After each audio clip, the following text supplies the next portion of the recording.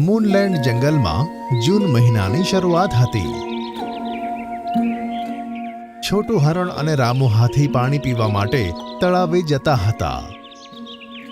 કેટલો બધો તડકો છે, મને તો આ સહન જ નથી થઈ રહ્યો.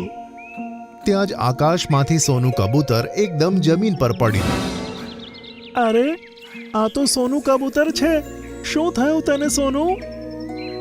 મને ખૂબ જ તરસ લાગી છે, પણ ઉડીને તળાવ પાસે જવું તેવી શક્તિ નથી. અરે રામુ હાથી, શું જોઈ રહ્યો છે? જલ્દીથી તેને ઉઠાવ.